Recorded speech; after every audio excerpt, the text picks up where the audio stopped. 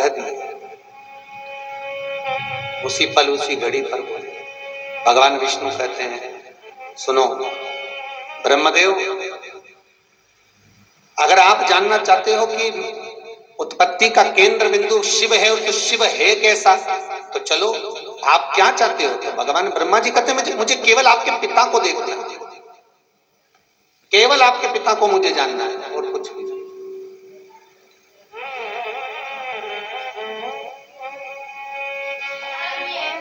सामने एक बड़ा सा बहुत बड़ा पर्वत था, एक और ब्रह्मा एक और भगवान विष्णु दोनों खड़े हो गए और उस पर्वत को घुमाना प्रारंभ किया।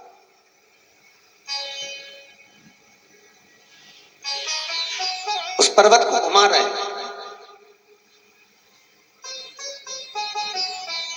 और जब पर्वत को घुमाना प्रारंभ करा तो उसके घुमाने पर घर्षण से एक अग्नि का खंभ प्रकट हो गया।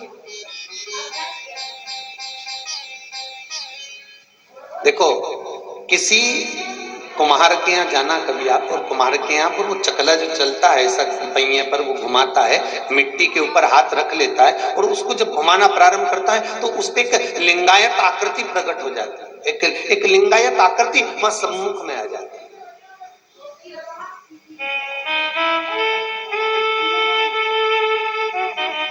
और भगवान और ब्रह्मा और विष्णु ने जब घुमाना प्रारंभ करा तो उससे एक लिंगायत आकृति उत्पन्न हो गई।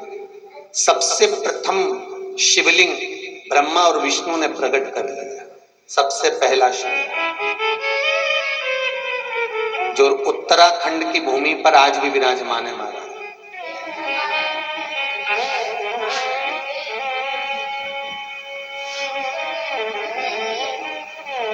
सबसे पहला शिवलिंग प्रकट करा, और शिवलिंग प्रकट हुआ। ब्रह्मा जी ने पूछा, ये कौन है। ब्रह्मा जी पूछ रहे हैं, ये कौन है।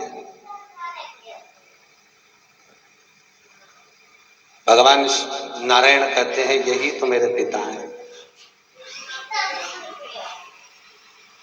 यही मेरे पिता हैं। तो कहा, ये पिता तो है, पर इन पिता का मुख कहाँ है, चरण कहाँ है, हस्त कहाँ है, इन पिता का शरीर कहाँ है। केवल एक लिंगायत आकृति जो सामने प्रकट हुई है, बस केवल वही तो आकृति है। इसमें इनके चरण कहाँ, इनके मुख कहाँ, इनके हस्त कमल कहाँ। केवल यह तो केवल एक लिंगायत आकृति जो प्रकट हुई है, वो सम्मुख है। कहा, पिता के स्वरूप को जानना बहुत कठिन है, और आपको पहले भी कथाओं में कहा कि माता पिता के भीतर को जानना बहुत कठिन है। बड़ी बहू कहती है कि सास छोटी को ज्यादा चाहती है, छोटी को लगता है कि सास बड़ी को ज्यादा चाहती है, और बेचारी सास दोनों के बीच में मंदिर के घंटे की तरह टंगी रहती है।